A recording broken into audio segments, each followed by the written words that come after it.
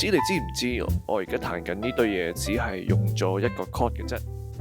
個原因係因為 chord 其實就係 scale。Hi， 我係 Kingston， 我係一個爵士樂手。我想同大家分享呢個樂理概念 ，chord 等於 scale。佢唔算係啲咩好新嘅概念。如果你去 Google search 下嘅話咧，就會出現 chord scale system 呢樣嘢。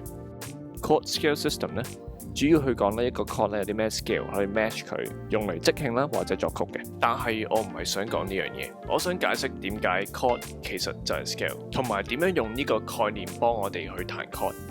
講呢個概念之前咧，首先你要知道咩叫做 voicing。voicing 嘅字面意思咧，其實同聲部嘅意思好接近，就好似一個 choir 咁樣，分開幾個聲部，唱出唔同嘅 chord 出嚟。喺爵士樂嘅編曲裏邊咧，有時我哋都會諗 SATB， 其中一個作用就係改變嗰個頂音，睇下你想突出邊一個 voice。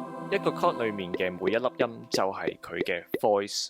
所以 voicing 就係講緊 voice 嘅高低音排列次序。而家我就會用 D minor 7嚟做例子。我哋會由佢最基本嘅1357變成其他 voicing。為咗唔好混淆係其他 chord 我哋保持個 D 做 base。我哋首先將個3搬上去，就會變成1573。將個5搬上去就變成1735。其實同時間都係改變緊 voice 之間嘅距離，令到個 voicing 聽落去厚一啲。咁 voice 之間嘅距離咧，其實冇限制嘅，只要你彈到嘅話咧，你點樣 voice 都得噶啦。就算係 root position 咧，你都可以改變 bass note 嘅位置，令到佢聽落厚啲。咁除咗改變位置之外咧，亦都可以重複 chord 裏面嘅音，咁就可以強調你想要嘅 voice 啦。只要個 bass note 仍然係 D 嘅話咧，無論你點樣分配嗰啲 voice 咧，仍然都係彈緊 D minor 7嘅。除咗加音之外，亦都可以減音，可以拎走你唔想要嘅音，例如個5音，咁就會剩翻1、3同埋7啦。咁當然拎走太多就會冇咗意義啦。爵士樂手咧就一定唔會咁乖噶啦。見到一個 chord 咧，我哋經常都會加 chord extension 嘅。chord extension 就係7以上，即係 9th、11th、13th 嘅音。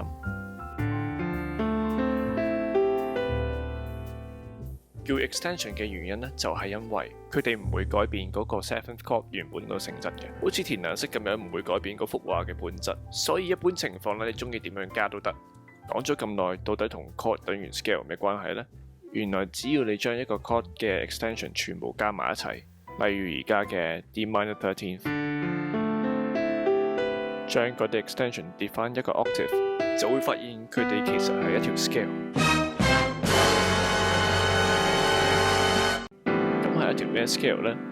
你對樂理有少少認識嘅話咧，你會知道係 C major， 因為全部音都係白色鍵嘅。但係我哋呢條 scale 咧係由 D 開始嘅喎，由 D 開始嘅 C major 有個名俾佢就係 D Dorian。嚴格嚟講咧 ，Dorian 其實係一種 mode 咧就係 major minor key 出現之前嘅嘢，而 scale 呢個概念咧就係 major minor key 產生出嚟嘅。不過我哋又唔使咁執着。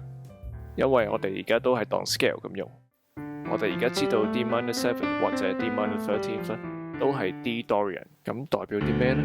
咁就即係話咧，其實咧我哋只要彈喺 D Dorian 裏邊嘅音，我哋就係彈緊 D minor 7或者 D minor 13，咁你就可以喺呢個 chord 嘅世界度探險啦。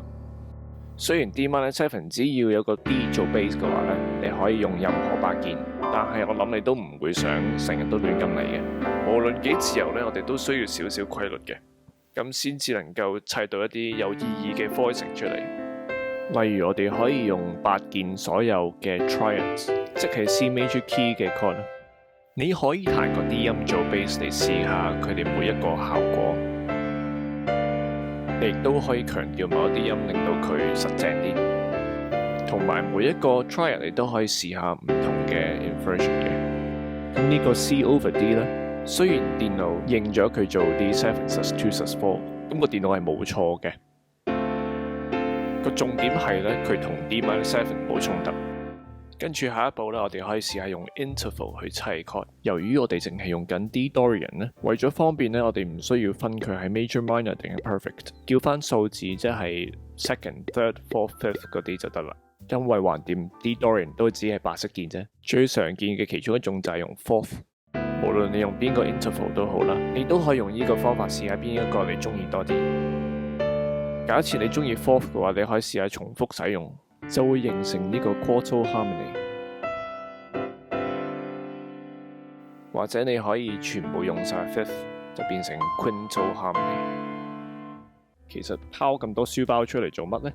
我係想證明俾你哋睇，呢一個概念咧，可以幫我哋貫通咗一啲深奧嘅樂理。就算我哋唔認識嗰啲樂理咧，你都可以做到相同嘅效果。例如呢個 D minor 11嘅 voicing， 我哋可以利用 interval 嘅排列次序砌呢個 pattern 出嚟，或者純粹望住自己隻手，嘗試模造唔同嘅形狀出嚟。Chord 等於 scale 最 powerful 嘅地方就係你可以無視樂理嘅情況下咧，製造唔同嘅 voicing 出嚟。例如我而家隻手用呢個 pattern， 其實就係純粹我覺得隻手好自然可以咁樣撳，我唔太需要知道佢樂理背後嘅意思，我淨係需要諗咧到底點樣去砌唔同嘅 texture 出嚟。呢樣嘢喺 Modal Jazz 非常有用。Modal 呢個字就係來自 mode， 所以 Modal Jazz 就係主要用 mode 嘅音樂。而 Modal Jazz 其中一個特性就係用好少 chord， 例如啦 Miles Davis 嘅 So What。成首歌淨係得2個 chord 嘅啫，就係 D minor 7同埋 E flat minor 7，而且停留一個 chord 嘅時間咧係非常之長。你有時間就聽下啦。無論你覺得佢悶唔悶都好，佢教咗我哋思考，究竟點樣可以令一首淨係得1-2個 chord 嘅歌變得有趣啲，而唔係靠 chord 嘅數量或者複雜性去解決呢個問題。當然 chord 都仍然係要轉嘅。但係可唔可以挑戰自己喺唔轉嘅情況下都可以做到好豐富呢？ Part 1係咁多，喺 Part 2嘅時候我就會解釋點樣繼續用呢個概念去處理其他 chord，同埋點樣用 rootless voicing 去令到佢更加 powerful。